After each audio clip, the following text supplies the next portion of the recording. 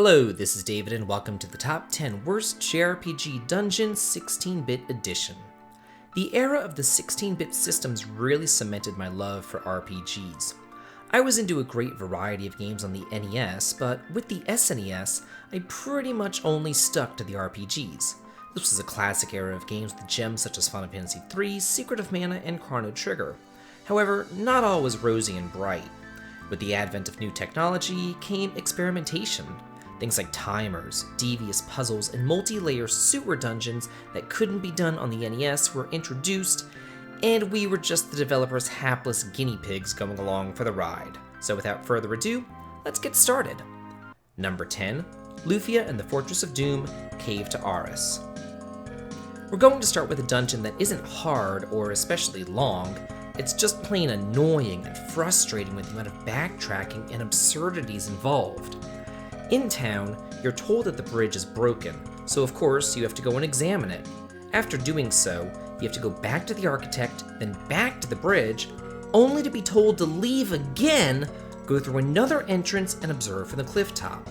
Once there, he finally fixes the bridge, so now you can leave the cave again and go back to the first entrance so you can finally cross the stupid bridge.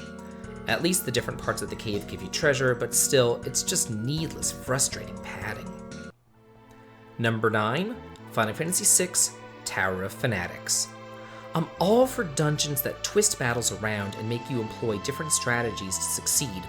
Sometimes it's nice not to just spam the fight command, so let's be clear. The only being able to use magic thing is not the reason why this tower is on the list. It's really the incredibly lazy design. The tower is an endless staircase, that's literally it, until you make it to the top where certain death and no save point awaits the first-time player. You see, the boss of the tower will cast Ultima upon death, instantly killing your entire party, and the only real way to get around this is to cast Life 3 on your party, a painfully slow spell to learn. But you won't know this until you die the first time, and then have to redo your trek up the oh-so-interesting tower.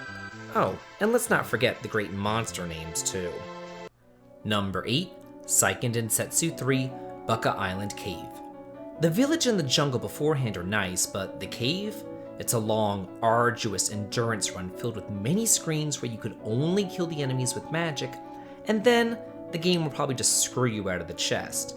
The cave essentially makes the game grind to a complete halt as you battle through the never-ending gauntlet of hard enemies, including the much-loved petrifying cockatrices and the Potos who heal their allies. Add to the fact the small branching paths which serve only to turn you around and respawn the enemies, and also screw with your party's pathing. It seems like this place is just one major roadblock keeping you from the good part of the game, the class changing, and the search for the Mana Stones. Number 7, Final Fantasy IV, Lodestone Cavern. This was a toss-up between the cavern and the Tower of Zot. However, upon reflection, the cavern wins because of all the work that you have to do just to enter the place. First, the long trek north to the Black Chocobo Forest, then a flight to the cave, and once inside, you're told not to use any metal items. That's it. Even if your characters are using the lowly Iron Ring, you'll get a game over during the first battle. So, you have to disequip your party, fly around the world buying old crummy items that you've previously probably sold, only to enter and battle upgraded monsters inside. Magic is your best bet to make it through, but the party that you're given for the cavern is probably the least magically inclined party that you'll have for the entire game. Also, the boss at the end isn't exactly a pushover, especially after its transformation. Number 6, Tales of Phantasia, Moria Gallery. We have another toss-up here, this time with the Trent Forest, but that place is just a huge maze with a ton of treasure.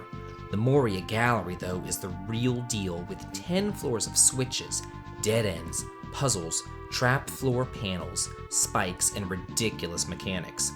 You only get a few hints here and there from signposts that give you an inkling as to what you're supposed to do, so get ready for tons of trial and error, all while fighting random battles. That's right, folks, the puzzle rooms also have random encounters. Good luck remembering what you were doing. You'll also be hard-pressed to remember where you're going to because of the dark rooms and teleport mazes. So much fun! Number 5, Breath of Fire 2 Infinity. This dungeon is long. One of the longest dungeons on the SNES, except for maybe the Ancient Cave. Add to that the highest encounter rate in the game, and that's saying something for a game with an already high encounter rate. Many of the rooms are mercifully small, but they're constructed in such a way with multiple branching spiral paths that you really can't help but get lost, hit dead ends, or worse, see a chest at the end that you can't get to because you don't have a particular character in your party. Yeah, I know this is the final dungeon and that it's supposed to be a challenge, but this place takes forever and it just sucks away all the fun and the joy that the game exuded up to here. Number 4, Illusion of Gaia, Mu. Illusion of Gaia is a relatively accessible jaunt through fun, thoughtfully designed dungeons up until you reach Mu. Then the game punches you in the face with a massive difficulty spike, coupled with an Ocarina of Time-esque water temple maze. Mu consists of 3 levels with tunnels and branching paths, which you have to traverse essentially 3 times. The reason being, each time that you hit a switch to lower the water level, you have to backtrack, find the staircase down, and hope to God that it actually allows you to proceed and not just lead to a dead end. It's a frustrating maze, and for 12-year-old me, a definite roadblock to completing the game. Number 3, Ys Book 1 and 2, Temple of Ys. Veering away from the SNES to the TurboGrafx-16 for a moment, we come across the Temple of Ys in the second half of the game. This temple is so large that it's divided into 5 parts, though you would never know that if the game didn't tell you since they all look exactly the same. Like Mu, it's a multi-level dungeon with doors to nowhere and no landmarks to help you along. In fact, you pretty much just stumble around until you've hit the next sequence trigger. But the game doesn't just activate the trigger upon entering a room, that would be too easy. Instead, you have to use items or spells to eavesdrop on conversations, interact with monsters, or light up rooms. If you don't know what to do, have fun wandering around in circles for hours. Number 2, Robotrek, South Island Fortress. More than likely many of you haven't heard nor played this game, but I did. There were slim pickings for RPGs in the early 90s, cut me a break.